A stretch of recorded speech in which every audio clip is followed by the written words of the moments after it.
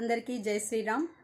అయోధ్య శ్రీరామ జన్మభూమి తీర్థ క్షేత్ర ట్రస్ట్ వారు ప్రతి గడప గడపకు అయోధ్య శ్రీరామ అక్షింతల వితరణ యొక్క కార్యక్రమం అయితే ఇవాళ అంటే 1/1/2024 తేదీ నుంచి మనము మొదలు పెడుతున్నాము. ఇందులో టీం అనేటువంటిది అందరికి కూడా ఏరియా వైజ్గా టీమ్స్ వేయడం జరిగింది. విషయం ఏంటంటే జనవరి 1వ తారీఖు నుండి 5వ తారీఖు వరకు మన గ్రామంలో ప్రతి ఇంటి గడప గడపకు అయోధ్య శ్రీరామ ప్రాణ ప్రతిష్ఠ అక్షింతలు మరియు రాముల వారి ఫోటో కరపత్రము వస్తుందండి ప్రతి ఇంటికి కూడా.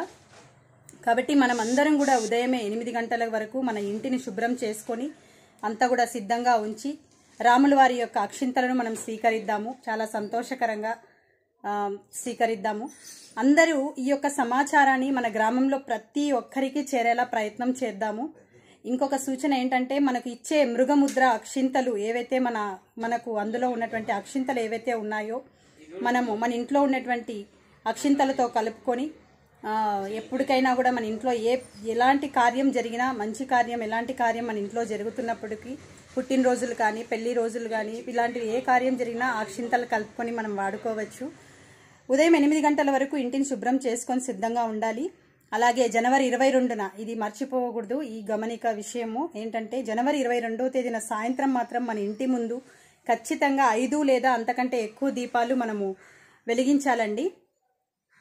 ఎందుకంటే మనము ఏదైతే ప్రాణప్రతిష్ఠ చేస్తున్నటువంటి అక్షింతలు బాలరాముని దగ్గర పెట్టినటువంటి అక్షింతలండి. ఈ కరపత్రం ఈ శ్రీరాముడి యొక్క ఈ పత్రంతో పాటు అక్షింతలు అలాగే మీకు వెనకల మనకు ఎలా మనము 22వ తేదీన చేయాల్సినటువంటి కార్యక్రమం ఏమిటి అనేటువంటిది ఇదంతా కూడా మనకి ఇందులో ఉంటుంది. మీకు నేను డిస్క్రిప్షన్లో కూడా మనం ఎలా వాడాలి ఏంటి అనేటువంటిది కూడా నేను డిస్క్రిప్షన్లో ఇస్తాను, మీరు చూడండి. విశ్వవ్యాప్త రామభక్తులకు అందరికి కూడా విన్నపం, సోదరి సోదరులారా, పవిత్రమైన రోజు కలియుగాబ్ది 5125 పుష్యశుక్ల ద్వాదశి సోమవారం శాలివాహన శకం 1945 22 జనవరి 2024వ తేదీన అయోధ్య శ్రీరామ జన్మభూమిలో నిర్మిస్తున్న నూతన మందిరంలో క్రింది అంతస్తులోని గ్రౌండ్ ఫ్లోర్ ఏదైతే గర్భగుడిలో బాలరాముని నూతన విగ్రహ ప్రాణ ప్రతిష్ఠ గావించబడుతున్నది. ఈ సందర్భంగా అయోధ్యలో అపూర్వమైన ఆనందకర వాతావరణం నెలకొని ఉంది. మీరు కూడా ప్రాణ ప్రతిష్ఠ రోజున శుభ ముహూర్త సమయానికి ముందే ఉదయం 11 గంటల నుండి మధ్యాహ్నం 1 గంటల మధ్యలో మీ దగ్గరలో ఉన్న దేవాలయంలో చుట్టుపక్కల ఉన్న రామభక్తులతో కలిసి భజన కీర్తనలు నిర్వహించాలి. టెలివిజన్ లేదా డిజిటల్ స్క్రీన్ ఏర్పాటు చేసుకుని శ్రీరాముని ప్రాణ ప్రతిష్ఠ ప్రత్యక్ష ప్రసారాన్ని సామూహికంగా వీక్షించగలరని, శంఖానాదం ఘంటానాదం చేసి హారతిచ్చి ప్రసాద వితరణ చేయాలని, ఆలయంలోని కార్యక్రమం జరపాలి. సకల దేవతలను ప్రసన్నం చేసుకోవడానికి ఆ ఆలయంలో ఉన్న దేవీ దేవతల భజన కీర్తనలు హారతి పూజ మొదలైనవి చెయ్యాలి. తర్వాత శ్రీరామ జయరామ జయ జయ రామ అనే విజయ మహామంత్రముని 108 సార్లు జపించాలి. వీటితో పాటు హనుమాన్ చాలీసా, సుందరాకాండ, రామరక్షా స్తోత్రం వంటివి సామూహికంగా పారాయణం చేయవచ్చును. ప్రాణప్రతిష్ఠ మొత్తం వాతావరణం అంతా కూడా సాత్వికంగా మరియు రామాయంగా మార్చుకుందాము. ప్రాణప్రతిష్ఠ దూరదర్శన్ ద్వారా ప్రత్యక్ష ప్రచారం చేయబడుతుంది కాబట్టి అనేక ఛానళ్లు కూడా ప్రసారం చేస్తాయి కాబట్టి అందరం కూడా వీక్షిద్దాము.